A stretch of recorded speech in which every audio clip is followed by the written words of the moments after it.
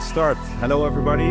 I'm Bas. I lead the internal developer experience team at DFINITY, and I'm seeing the Global R&D meeting today, and this will be the YouTube edition. So remind all speakers this will be public, and we have a pretty packed agenda. Hopefully, it's very exciting. But I'll ask all speakers to keep to your time slot so that everybody has time to finish their item. So without further ado, let's go to Björn with an update on node provider audits. Yes, thank you, Bas. Yes, so throughout this year, we had a lot of discussion about decentralization of network, particularly with respect to nodes and subnets. And in response to that, there was a pilot launched in May of this year, and now we have first results and want to give an update. And while we're doing this, of course, decentralization is super important for everything underpinning ICP. Is addressed in multiple layers, and here we really focus on the lowest layer, like the network node layer. How the pilot was done is there are 3 steps. Node providers completed an enhanced self-declaration form. Then third-party auditors reviewed this information for correctness. And finally, the collected information is then used in the actual node to subnet allocation. Next slide, please. Yeah, so as a quick recap, node providers are the persons that are running the nodes underpinning the ICP network. As you can see here on this slide, node providers can be connected when, for example, a node provider can own a company which acts as a node provider, but the same node provider can also be directly a node provider, and also node providers can have, for example, family ties. So there are many different options, and I think so far we didn't have really clear criteria what it means to be independent from another node provider, and that was really now addressed by this pilot. On next slide, please. You can see, again, the key steps. We already had a self-declaration form for node providers where they sort of suggest, present themselves to community, and then the NNS approves onboarding of node providers. This form was now enhanced, and a key element here was the concept of the ultimate beneficial owner, which is an existing concept from the legal world and compliance world, which we apply here really to define when node providers are really considered to be independent or not. And so the node providers fill in this form, then third-party auditors review it. A key thing here actually is that during the audit, node providers may have access to really private data, for example, like the passport of the node provider or bank statements. So things that you wouldn't like to see out and publicly in the open. But the third-party auditors can review it and then confirm to community that the statements are actually correct, given the additional background information that they received. And finally, then as you've seen on the right-hand side, you have then, if you really allocate nodes to subnets, you can then make sure, for example, that one node provider appears at most once in any given subnet based on the information that you collected in the prior process. Next slide, please. So in terms of the update, what's great, 14 node providers signed up for this. 12 of them already completed the questionnaire, and the questionnaire itself also proved to be effective.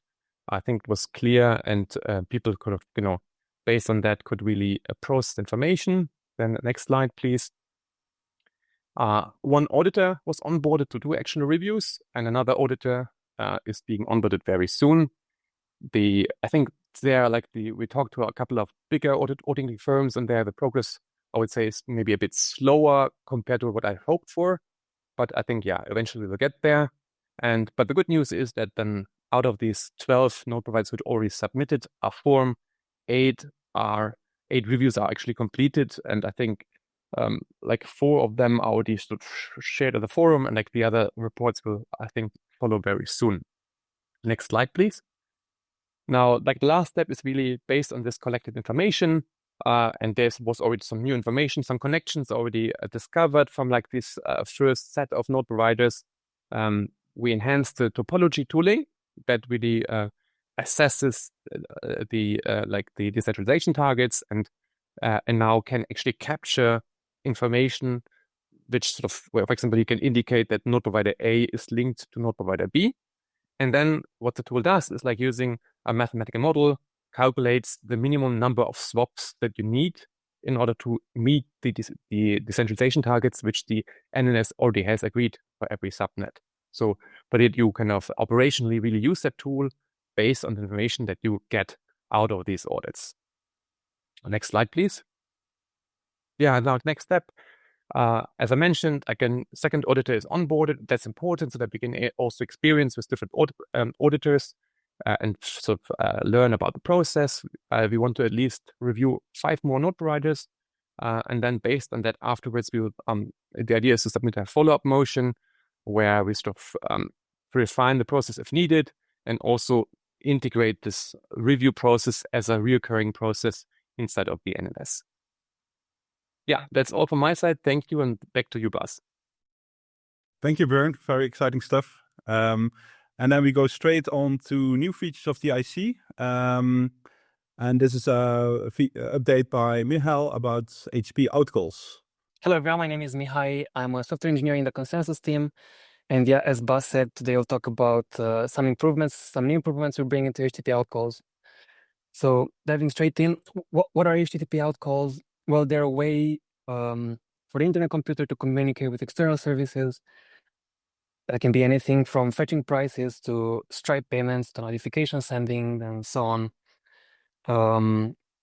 And what is the current state? Well, a few months ago, I had a similar presentation where I talked about full IPv4 support on all subnets and an MVP for non-replicated outcalls. Now we'll bring in new features. So we'll talk about fair pricing. We'll revamp pricing, and we'll talk about performance boost and some flexible outcalls.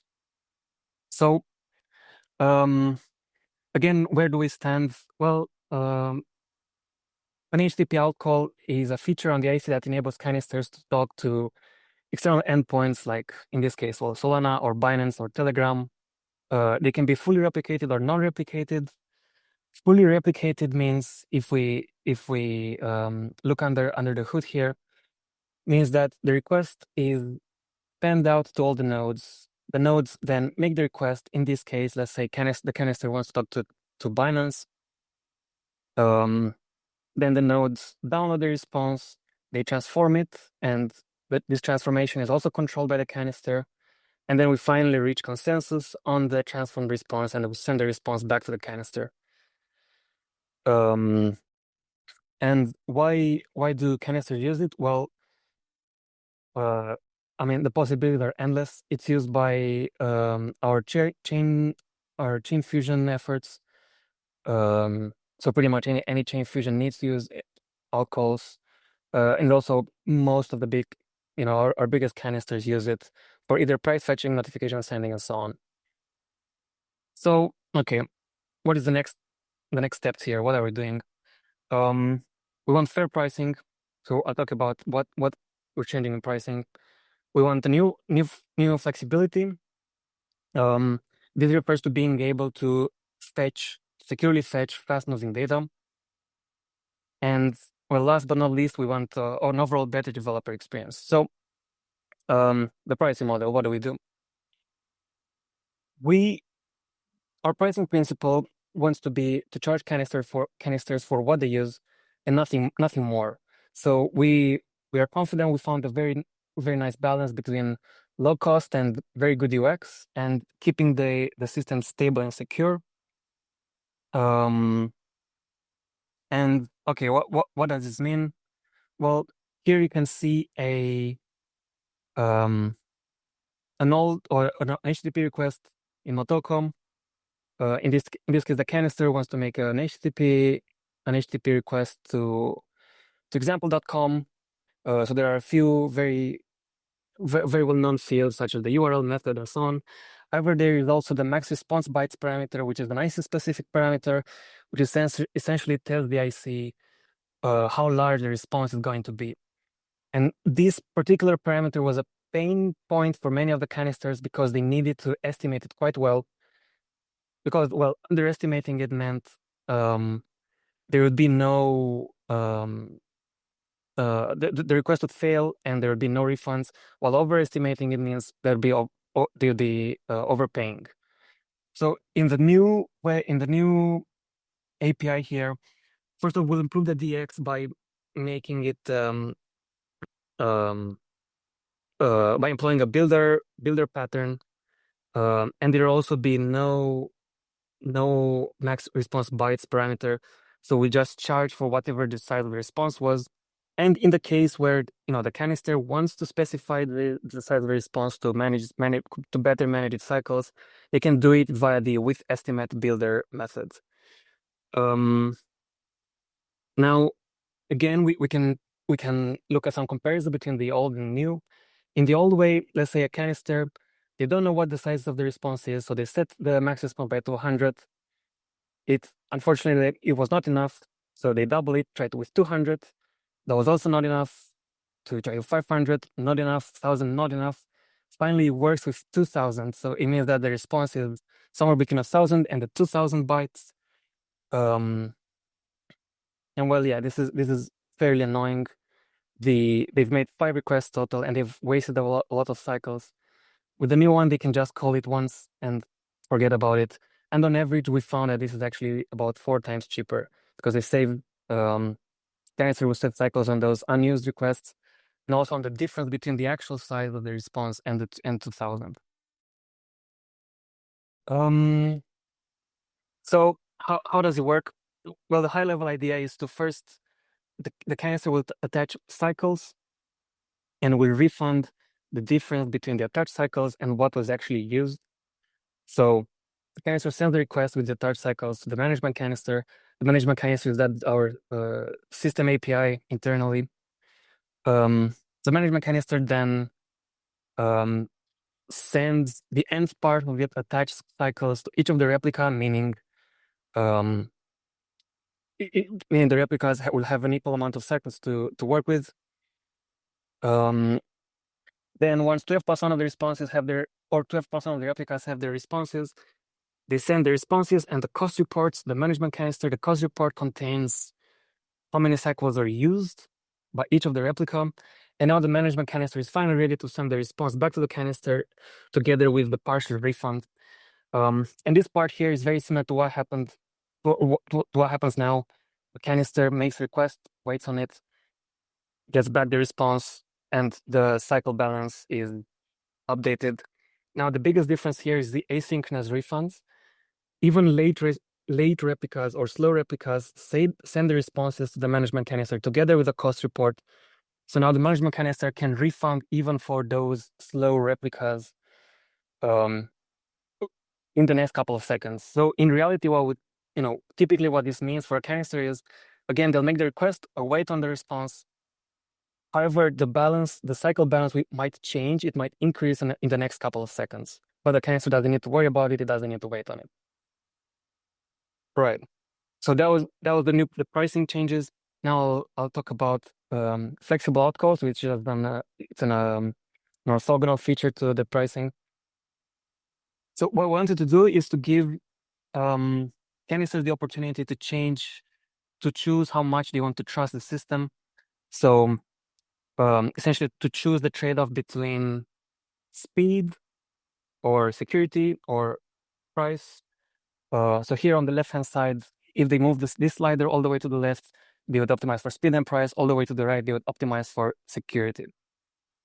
And this is the canister chooses.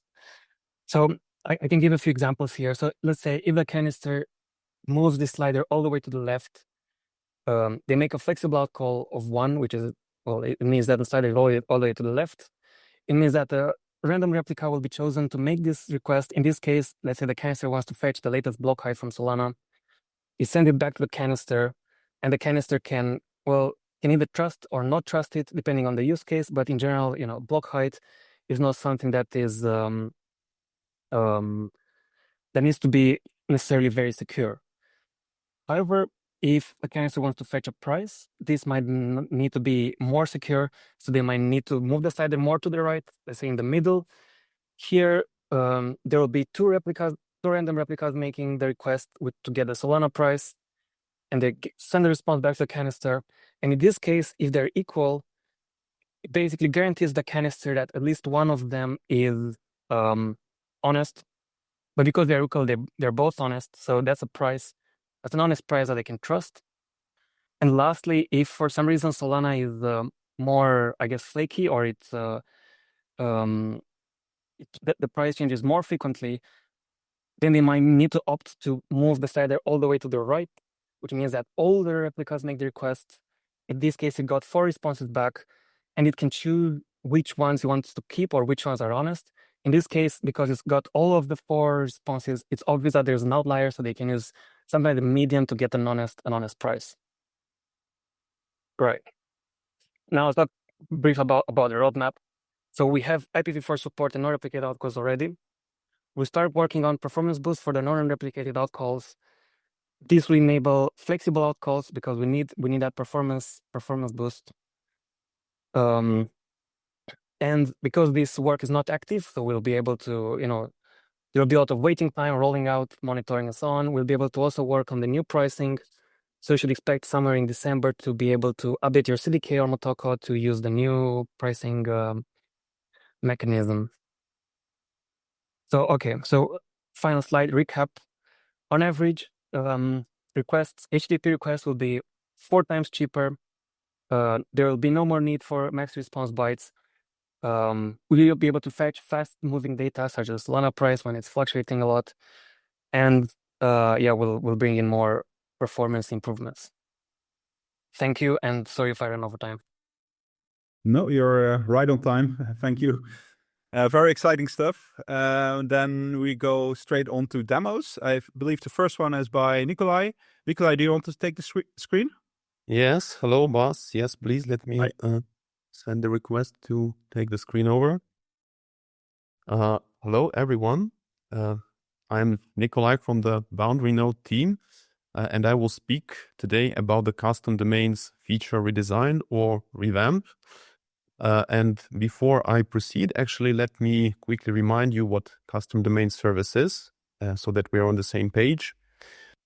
Canisters, HTTP calls to the canisters can be made via this call to our HTTP gateways, where the prefix is the canister ID.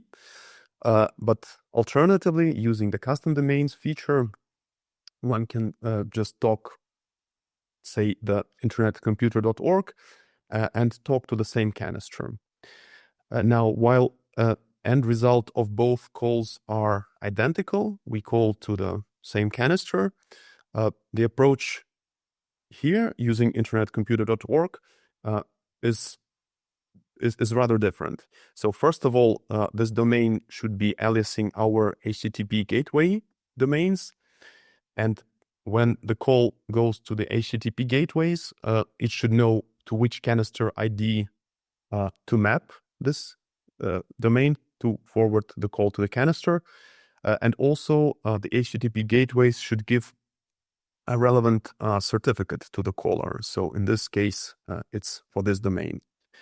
And custom domain service is all about provisioning all these registered custom domains, so provisioning certificates, and keeping the mapping of the domains to the canister's IDs, and making this information available to the HTTP gateways so that they can issue gift certificates to the users to establish TLS connection and also forward requests to the proper canister.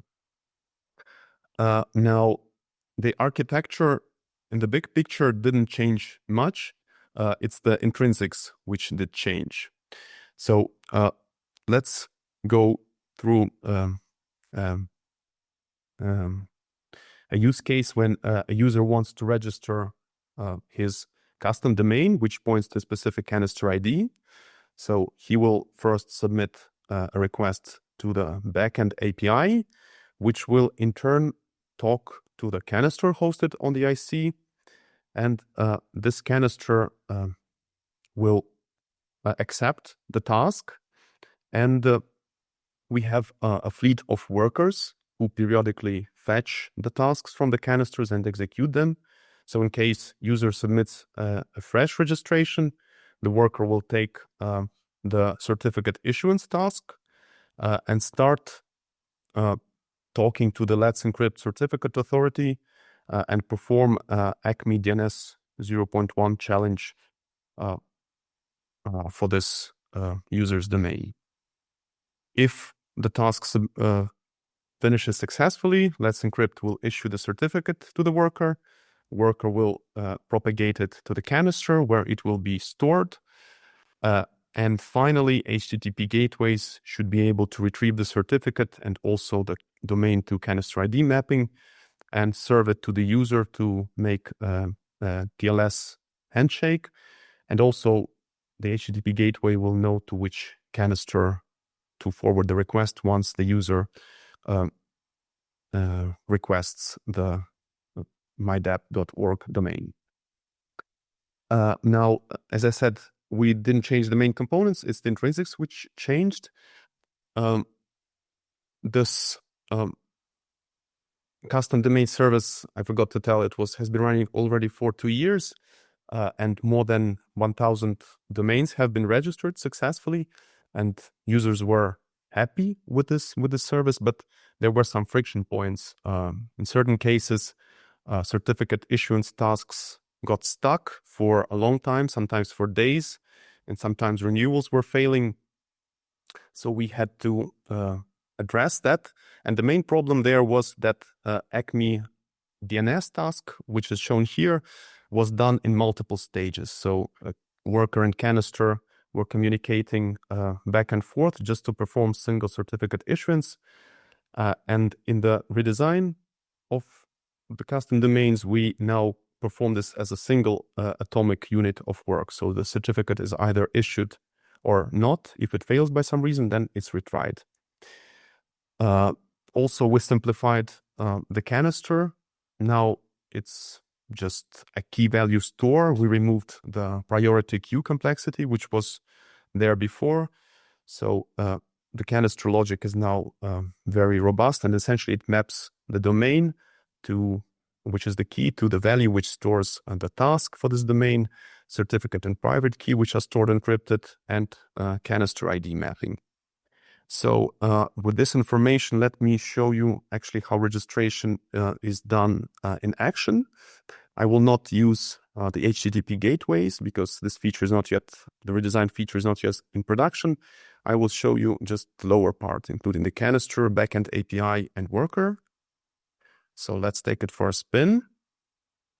In the first iteration, we will deploy the custom domain canister using this syntax. We will deploy it directly to the main net using a network playground. Now, in production, of course, the canister will be controlled by the authorized principal, but in this demo, we can omit this. We can just make it available actually to everybody. Now, this is the canister ID.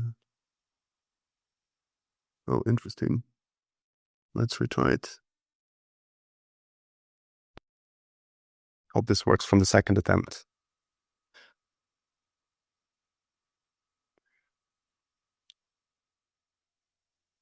So yes, it worked. And we can have a look at the canister was successfully installed.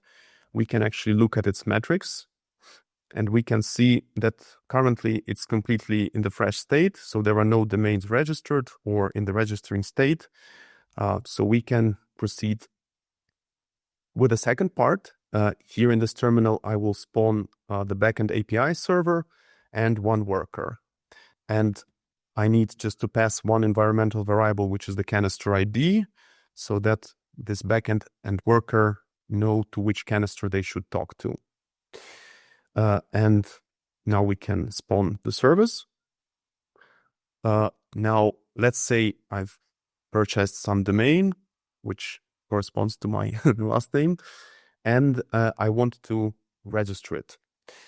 Here I pointed it to use Cloudflare as the DNS provider, and I also entered the correct DNS records for my domain, which are necessary to perform the registration of the domain.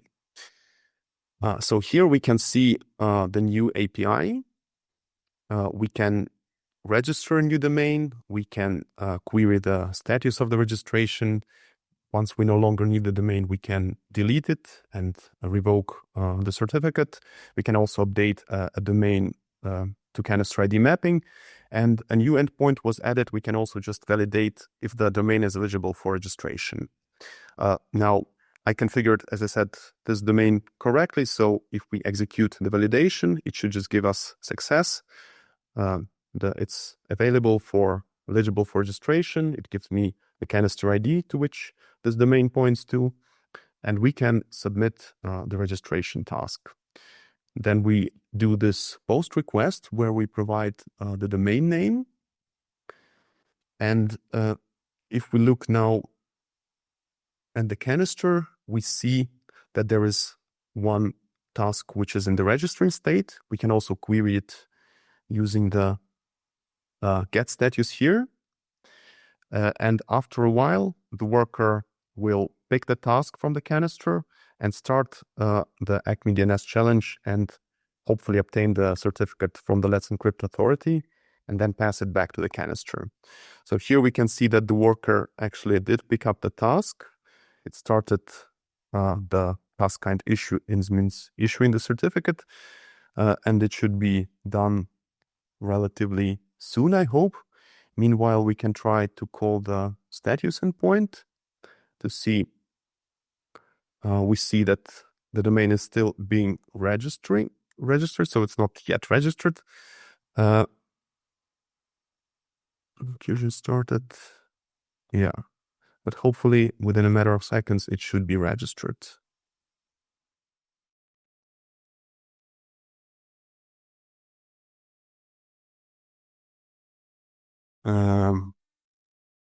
Yeah. It seems the demo gods are not willing to issue the certificate for my domain just now in this demo, but believe me, it should work. So here we still see that the domain is being registered. But let me quickly then recap which task execution succeeded and domain has been registered. So if we query the status endpoint again, we will see that the domain has been registered and the canister metrics should show that we have one successfully registered domain. If we want to remove this domain, we should call the delete, or if we want to change the canister mapping, we can call the patch methods. Let me quickly recap which main changes were done during this redesign. So we made more reliable certificate lifecycle management, foremost by making Acme DNS challenge as a single atomic unit of work. Thanks a lot to Igor Novgorodov, who wrote the new Acme client for that. It should work reliably now. Also, we added some additional features, like we revoke the certificate when domain is deleted or renewed. This enhances the security. We made some backend API improvements, which we figured out users had problems with. We simplified it. We removed, for example, the notion of the request ID, and now just use the domain name for as an ID. Yeah. Added validation endpoint and made responses more clear and removed the low-level details which were exposed previously. We also simplified the canister logic. Now it's just the key value store, no more priority queue complexity. So this should also make the service much more robust. Now I want to thank a lot the people who are shown here. David Dalbusco is probably uses our service the most. He gives us a lot of valuable feedback from himself and from his clients, so his help was invaluable in this redesign campaign. Igor Novgorodov and Rudy, my teammates who actively participated in the feature redesign, PR reviews, and in the implementation. Thanks a lot to them. Thanks also to Jan from the security team who conducted a great security review, and to his dog Yuki, which also participated the design review and seemed to be happy with the results. Now, thanks a lot. Back to you, Bas. Thank you, Nikolai. Very good to see you. You also employ dogs, DFINITY. And then, yeah, you already mentioned David. So, David, if you are here, then I would love to see your update on Juno. Yeah, sure. I'm gonna share my screen. Yes. Before that, I just wanted to say that new improvement in the custom domain is really awesome. I love it, and I'm really looking forward to the improvement in the HTTP outcalls too, because I use that too, and that sounds also super slick. So yeah, really great features. So somewhere, yeah, I've prepared slide for once. So yeah, I'm gonna talk about two things today: is the Passkey authentication that I added on Juno and LLMs.txt, and those two things does not sound related at all, and you are right, they have nothing to do one of the other, except that it's work that I've done on Juno, but ultimately part of it can be reused by any developer on the IC, even those that don't use Juno. So that's why I'm sharing that today. So when it comes to Passkey authentication, I just want to give a bit of context of what I've done. So the idea is that now any developers on Juno can implement sign in and sign up with Passkey. And to their extension, that gives their users the ability to sign in without using a third party. So whatever third party it is. And like I said, it can be used by any IC dev. And as for context, my vision is, so even though that I'm a big user of two and I'd really like two, I want to give developers or myself when I build the application the choice to not have to rely on two or any third party, like being able to just have a scoped authentication within an app. Because I think that from a UX perspective, more than the colors or whatever, the real trouble when you compare to Web 2, because I build everything thinking in that Web 2 mind, is that having to switch, like you go from a DApp, you go to two or whatever, an FID, then you go to Google, then you go back to that, and then you come back to the DApp. It's not like something that my mom, for example, is familiar with. My mom just click a button, sign into Google, and she's used the app. And we are kind of in a state where two or an FID are kind of, they are root provider, but they are also password manager. And the same is like, I don't sign in with my password manager. I use my password manager when I need it. So it's kind of like the things I have in mind. And I like to have like both options. There is a bit of everything. So that said, let's jump in a demo. I think it's called Global. Yes. So I've deployed an app. So I updated all the SDK, blah, blah, blah. And also all the templates of Juno now support Passkey and internet identity. So here, of course, I can sign in with the with two, right? I added the new internet identity domain this week. I just did not implement it yet in the template. So you see, it should work. Yes, it works. So now we have the passkey. So the idea here is that you have a sign up and a sign in. And when I sign in, I can enter a keyword so that I remember it. So it's the same as if you sign in with a passkey on two, right? And then I create a note. And what I did is, because it's gonna take two confirmation, is I re-implemented the web auth identity so that I can give it a callback. And then you see in that part here, my UI can be updated according to the various steps that's happening in the process. That way, even though it takes multiple steps, I can display the user what's happening, right? And so, yeah, you see here, I have a valid identity. It should work, that you are able to enter something. And if I log out and log in, then here I probably have my demo Global R&D. Here you see, and I can sign in again. Yeah, so it's kind of I'm still not really happy with the UX. Like, I don't like that I have a model and so on. I'm gonna tell all that, but I like the idea that I can just sign in my app. And yeah, everything is documented as always, like somewhere here in authentication, if you want to get started. And if you want to implement that particular web auth identity that I've implemented, that has some types and so on, you can just reach out and I can help you with that. All right.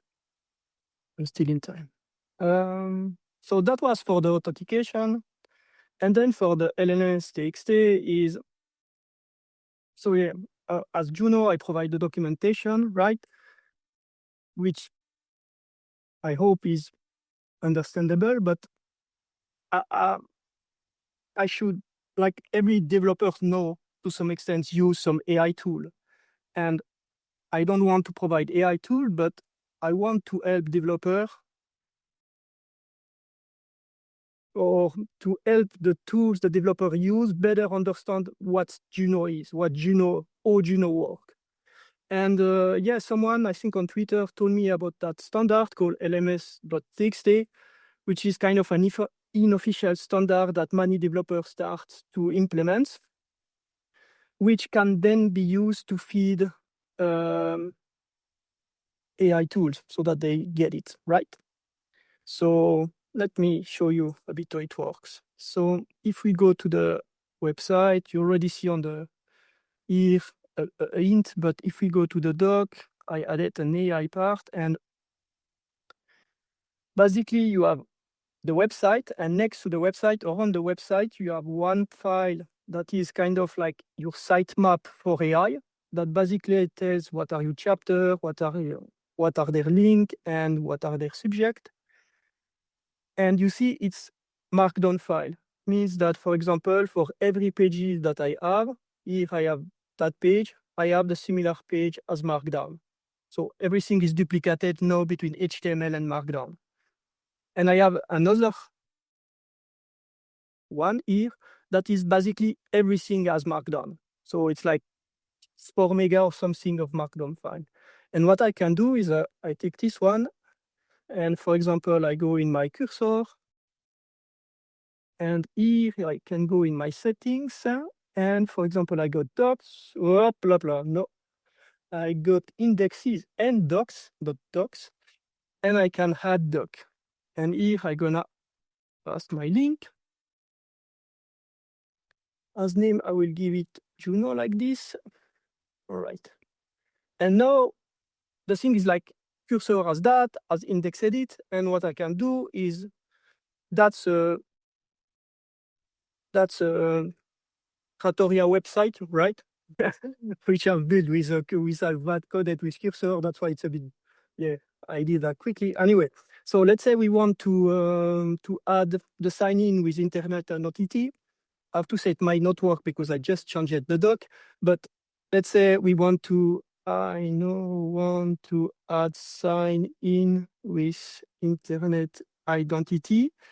And here I'm gonna say using Juno. And here, where is it? Blah, blah. You see here, that's the link that we just added. I can reference it.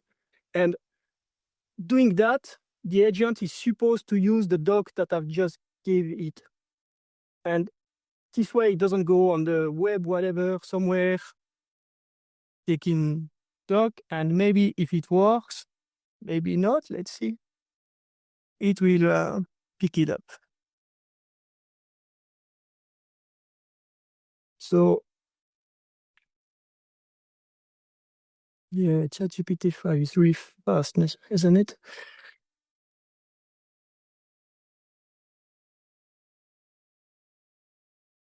Yeah. Nah. Looks too bad. Anyway, so I think, yeah. I'm gonna show you something while it's thinking. What I also did is on every pages, for example, here, or let's go in a product. I added an Ask AI button. That's a lookout. I noticed that on let's say on Vercel, but we don't say it. And you have a button to view as Markdown, but there is also a button to ask in Claude. And basically what it does, or in ChatGPT, what it does is just it opens Claude with a pre-filled text so that then devs can, I don't know if they have questions or whatever, they already have the reference to ask the question. And yeah, I mean, I just added that recently. So right now I don't have like many clicks a week, but I see that maybe 2 or 3 times a week, some people are trying it. So it's interesting. Yeah. Yeah, you know, like, I mean, I don't know what he's doing. He's probably, I don't know why he's doing a profit. So I will implement internet identity sign in, sign out in the profile page using sign in, sign out, and old state change. Oh, pretty nice. That's correct. So yeah. So sign in, sign out, and old state change is the callback that, oh, and it pick up the new documentation. Beautiful. So do I have a sign in button somewhere here? Does not look like this, huh? I don't know what he did. Yeah, anyway. It should work in reality. So yeah. And that's again not something tied to Juno. Everybody can implement those kind of help for LLM. So yeah. Very exciting, David. Very cool. And the demo calls for good in you. Yeah. So we go on to the next demo by Raymond about a new CLI tool that we have. Raymond, take it away. Thank you. Hi, my name is Raymond, and I'm going to be talking a bit about the new CLI tool that we're building out. So let me share all the right windows. It's going to be a tough act to follow after all these demos and features. All right. So okay. So first, I'm going to recap a little bit the ICP CLI and why we're doing it. So we're basically building a refresher for DFX. We want to make the experience for developers more consistent and hopefully better. We want to decouple the CLI from all of the various tools that it uses, so that it's extensible and and just easier to use in general. So I'm going to go over some of the core concepts with the new CLI. So first, there's a concept of a network, which is basically a logical name and the URL that points to an ICP network. So this could be a pocket IC, it could be mainnet, it could be mainnet through a special, boundary node that you've chosen, or it could be a utopia, for example. And then there's a concept of an environment, which is a logical name that points to a network. It has a set of canister IDs that are associated with it, and you can define canister settings at the environment level. So when you're deploying, you're always deploying to an environment. And this, nice picture that I put together, you have the command line tool, and you have 3 environments, so a dev local, a staging environment, and a production environment. The staging environment and the production environment are both on mainnet, but maybe when you're deploying, you want to target a specific environment, so you would deploy to production or staging or to dev local. When you're deploying, we always go through these four steps. So there's a build phase where you generate a WASM or assets or both. So for example, if you're deploying a front-end canister, at the end of your build phase, you have the WASM for the canister that you're going to deploy, which would be the asset canister, and also your compiled assets, so JavaScripts and static files. Then you're going to create the canisters. They may exist already. You may have created them before, but basically you need to have the canisters created. And then you will install the canisters. So basically upload the WASM and synchronize the assets if necessary. And what we want to be able to do is also build one time and then deploy to many environments. So whether you're deploying to one of the three environments, the build step is always the same, and the assets and the WASM that you're going to deploy are always the same, which is a big change from DFX. So to be able to do that, the binding generation is has changed significantly. So when you want two canisters to talk to each other, usually you do that over Candid. And one of the big changes in the ICP CLI is that it's not responsible for doing any of the build, like it doesn't do the building directly or the binding generation directly. It outsources that to the toolchain. So for example, when you are when you're building with a Rust canister, we've changed the bind gen. The bind gen creates so that you can include it in build.rs. You point it to a file, and then it will generate the bindings for you. And same thing with the JavaScript, TypeScript toolchain. So basically, there's a Vite plugin that allows you to also point to a dit file and then generate the bindings directly from it. And then those bindings in the end, there's just source code, and you can choose to check them in or to generate them every time you're going to build. And what's different with these bindings is that they also take into account that the mapping or the target canisters that you're going to be calling are going to be passed to you through environment variables. So right now we support this in Rust and with JavaScript, and we're going to be supporting this with Motoko very soon. Okay, so I'm going to show you a little bit what the config files look like.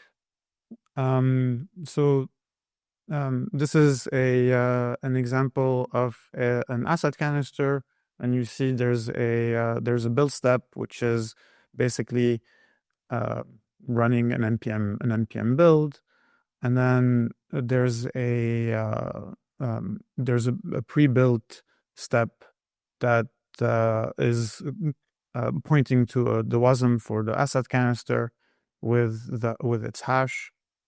And then when you deploy, this WASM is going to be deployed, and in the sync phase, everything that is in the dist folder is going to be synchronized. This is an example of the config file for a Rust canister. So you're always going to have a name, and in the build steps you will have the compilation step that's going to result in a WASM, and then maybe some things that you're going to do, for example, shrinking or adding metadata or whatever into the WASM, and then the resulting WASM is what is going to get deployed. Now, obviously, this is not very pretty to look at. I don't think anybody would want to write these things. So there's a concept of a recipe, and basically, it's essentially a template that you would specify. There will be some predefined ones that the foundation creates. So for example, for a Rust canister, you will essentially give it like a couple of parameters, in this case like the package name, and then whether you want to be shrinking it or not. And then this will essentially be templated into all the steps that are necessary to build your Rust canister.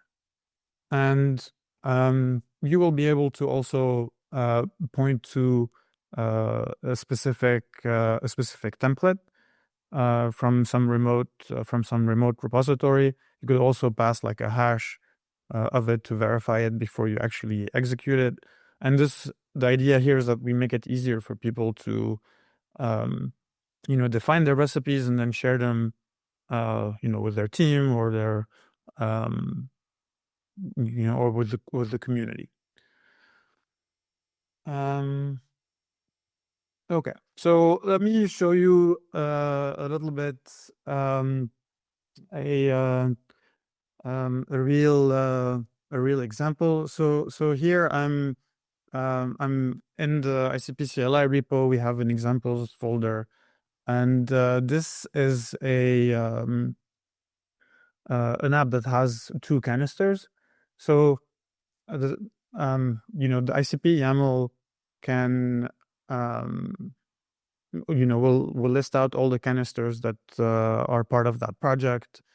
You can inline all the definitions, or you can also refer to other files. So in this case, we've chosen to refer to other files, and by default, what it will look for is the backend under the backend directory for this canister.yaml, and under the front-end directory for this canister.yaml.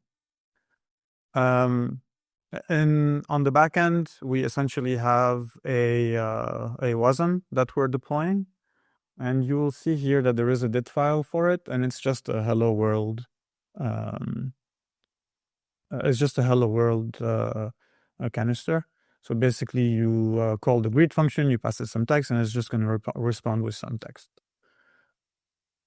And on the front end side, it's a UI.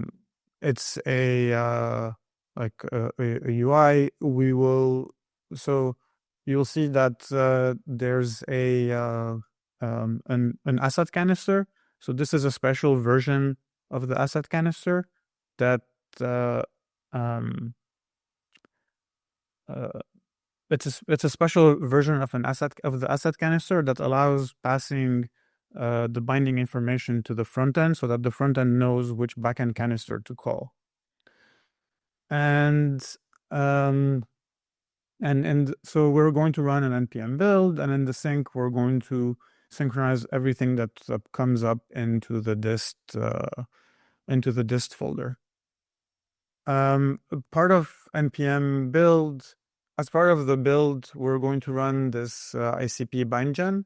So here we're basically pointing it to the dit file that's in the backend directory, and we're also telling it which environment variable to use when it's going to generate the bindings.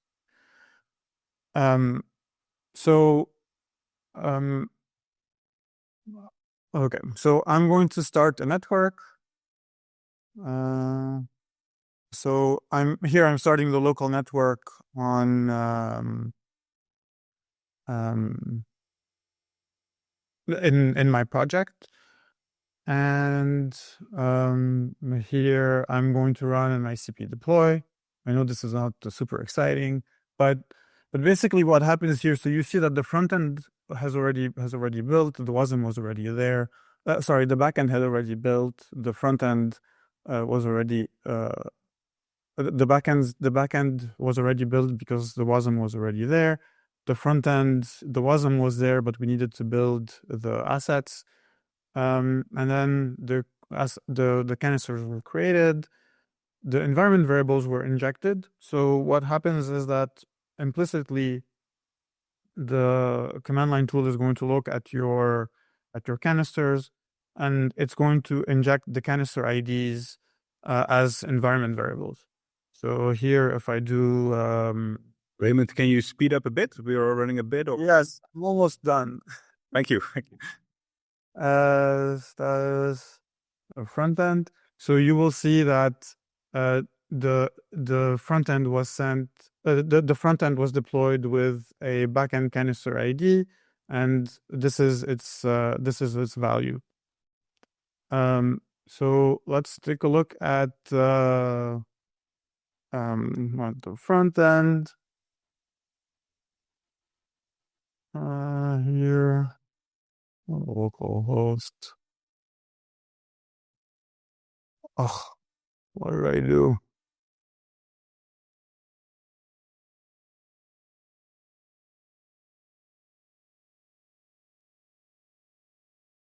Okay, so you see the front end here. If I say, Raymond, it's going to make the request over to the backend and then respond. If you look in the console, you will see that there is cookie information that is coming back with the environment variables, so that the backend, so that the front end can know which backend to contact. And I've put some. I'm showing here some of the libraries that are used for the binding generation. The next steps for us are going to be to open source the repository. We're going to do that very soon, and then releasing the asset canister that supports the binding through environment variables, releasing the libraries for binding generation, and then putting this out there so that we can get some feedback from developers. And that's it for me. Thank you, Raymond. Very exciting to see this new CLI. And then last but not least, we have a demo by one of our community members. Xiao, are you online? Yes, hello. Hi. Take it away. Love to hear about Zcloak. Thank you. Okay, so I will show my slides here. Okay, hello everyone. My name is Xiao Zhang. I'm a founder of the Zcloak Network. So I'm introducing our latest product called Zcloak Money. It's enterprise Passkey wallet on ICP. The slogan is sovereign-grade security built for decision makers.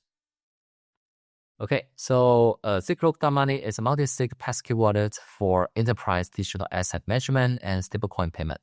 I will go through the following items and I'll show a demo of how it works.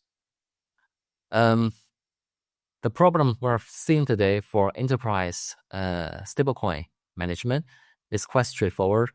Most of the companies we talk to, they just need to use stablecoin for very simple tasks like receiving money, send money, and they want to do it safely. That's it. That's basically all they need to do.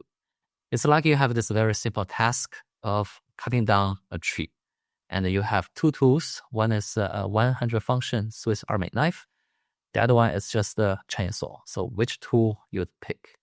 The answer is quite obvious, but in today's wallet industry, we are seeing a lot of wallets with over 100 functionalities which enterprises do not need. And you're at the same time opening up 100 attack vectors, and it is the company that will have to watch out for all these things. And the security is also a crucial issue for the wallet today. If Bybit using Safe Wallet can be hacked, then so can basically every company that use similar infrastructure. And the existing wallet solutions are also very complex to use. Basically, if you want to use multisig, you need to set up a smart contract for each chain that you have an asset, which will take a lot of time for configuration and for actually use it. And when you want to use this in your financial team, just ask them what is the browser extension. It does not make sense to most of the people. Not to mention gas fees, privacy, compliance, audit trails. These are the things that when the enterprise want to use stablecoin, they really care about, but these things are usually ignored in existing solutions. So Zcloak Money is a multisig wallet for enterprises. It's built fully on-chain on ICP. And as far as we know today, it is immune to most hacker attacks that are out there today. And the target user of our wallet, there are a lot of them. payment companies, asset management, e-commerce companies, and basically any enterprises that touches stablecoin can use this. Why now and why our ICP? Well, at Zcloak, we strongly believe that the entire finance industry will be rebuilt by using stablecoin. It is already happening. If you look at the legislations, the regulations worldwide, in the US, in the EU, Singapore, Japan, so governments are giving green lights to stablecoins, and the companies are adopting them very quickly. So that's why we want to do it, to provide the stablecoin solution to enterprises. And here ICP provides the very unique benefits that we can use to build this wallet. Chain key and chain fusion technology. Basically, you can use one canister to govern your assets on all chains, and you can do very flexible configuration and multisig setup, not only just using the traditional way, but you can also do it in a percentage-based threshold. And you have a true custody of your own assets, which is crucial as it gives us the advantage to do business in most countries in this world without applying for a license, custody license first. It's enterprise ready, reverse gas fee, native Passkey integration, very friendly user experience to C-levels in companies who know nothing about MetaMask, by the way. Security, we have immutable front-end built for the wallet. We have certified assets. There is no private key to be stolen of the wallets. And we have passkey binding to a domain so that you won't fall for phishing attacks. And privacy, very, very important. We're adopting the latest vet key technology of IC for enterprise data and information encryption and storage on-chain. And last but not least, ICP, as we know it, is kind of AI ready. So the day where you can integrate an AI agent into your financial workflow is not far away. And that's why we adopt it. And our vision is to make ICP the default solution for enterprise digital asset management. Okay, so the product we have built so far, major features is a true self-custody. You own your own, every company, every organization own your own canister, and you can have multiple wallets for every organization. Every wallet that you set up, the multisig wallets, can have asset basically on all well-known chains. Bitcoin, Ethereum, ICP, Solana, Base, and very good news is that the setup of a wallet costs nothing. There's no gas fee. So people can just do it without worrying about getting gas fee on a certain chain. Flexible multisig, we support the traditional way, and you can also use this to emulate the board of a company with the directors with different shares of company. We can set very flexible threshold for multisig. And we're also adding interesting functions like payment acquiring, invoice, receipt, AML, auditing. All these features will be added because they are crucial for the finance work of enterprise. And last but not least is architecturally, it is very, very secure because it is running today. There is no off-chain part. That means the entire thing runs fully on-chain, 100%. So the user journey for Zcloak.money is very simple. You log into our website, you register Passkey or use II2, you create an organization, you create wallets, then you can start sending and receiving funds. And all the requests for multisig will be in approval page, which can log in to approve. And that's it. Okay, I will show a demo of the product.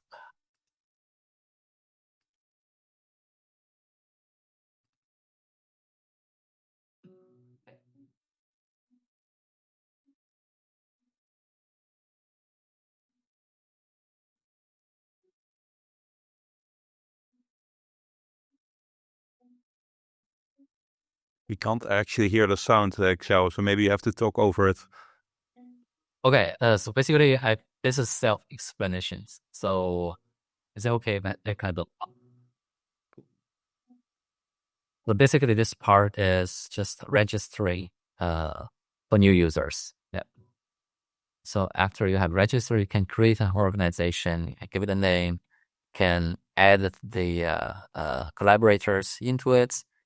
You can set up threshold, then submit a proposal. You can set up your own organization, and it will also appear in your colleague's interface.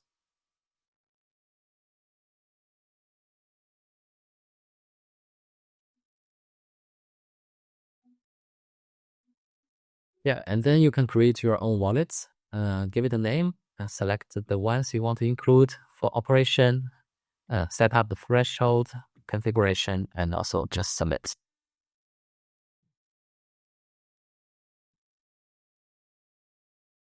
And your coworker can approve this operation by just click yes, and the wallet will be set up.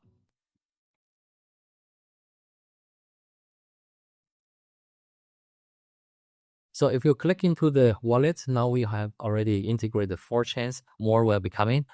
Now it's an ICP, Ethereum, Solana, and Base. So basically, we use ICP as a test. So you can send in some ICP into the wallets. So you can receive fund, and you can send fund to outside wallets using threshold signature. Yeah, so one proposes to send fund to some outside wallets, and your colleague can just approve it. So it will just works for ICP, works for Base, for Solana. So basically for all chains that we know of.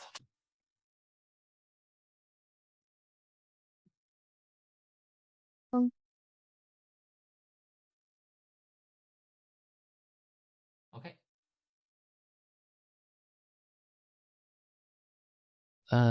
Okay. I will go back to my slides. So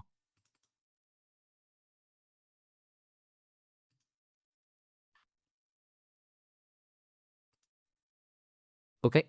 So that's the demo. Showing the most basic functionalities and markets wise. The user profile of Zcloak Network of Zcloak wallet.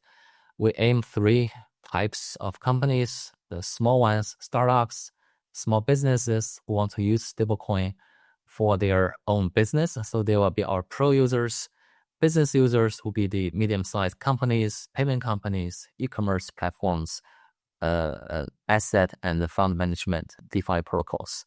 And the biggest ones will be enterprises, listed companies, financial institutions, banks, and exchanges. So companies like that. So our total addressable market, as we're seeing today, is $2 trillion US if you consider the entire crypto space.